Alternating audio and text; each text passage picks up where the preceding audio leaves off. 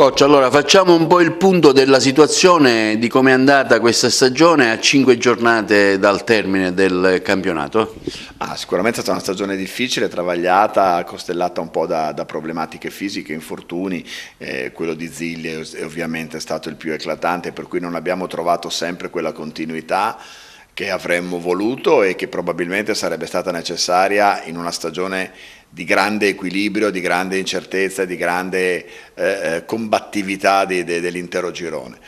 Nonostante questo abbiamo sempre occupato una posizione nella prima fascia della classifica, nella prima metà della classifica, quindi il bilancio finora è positivo. È chiaro che oggi facciamo i conti con una nuova classifica dopo l'estromissione di Siena e quindi con un rivoluzionamento per i punti tolti a qualcuno negli scontri con i toscani, quindi oggi stiamo cercando di difendere una posizione che ci consentirebbe non solo di approdare ai playoff dopo una salvezza matematica già raggiunta, ma anche di approdare in una posizione un po' più piacevole e confortevole rispetto a quella degli ultimi anni. È chiaro che manca il rush finale, 5 partite, noi come qualche altra squadra ne giocheremo soltanto 4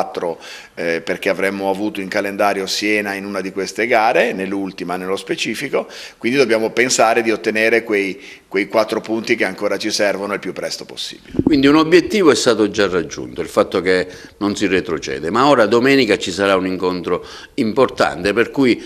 presuppongo che ce la giocheremo, insomma, per cercare di fare il salto di qualità, almeno quest'anno. Insomma, direi che sicuramente la gara con Casale a livello di implicazioni di classifica e di confronti diretti è una gara estremamente importante che potrebbe darci non una matematica certezza ancora, però sicuramente in caso di risultato positivo una spinta notevole verso i playoff. Fa bene a dire, mi sembra giusto ricordare che la salvezza l'abbiamo acquisita perché era il primo obiettivo stagionale, perché le cose vanno assaporate e non dimenticate. Ora però la mente assolutamente in maniera totale è rivolta verso questo nuovo traguardo e verso quello che sarà necessario fare per viverlo il meglio possibile. Quindi un appello anche ai tifosi a sostenere la squadra? Sì, io mi rivolgo sempre a loro perché ne abbiamo bisogno, perché ogni volta che andiamo sugli altri campi il fattore del tifo è un fattore che influisce, che scalda l'ambiente, che aiuta la squadra di casa,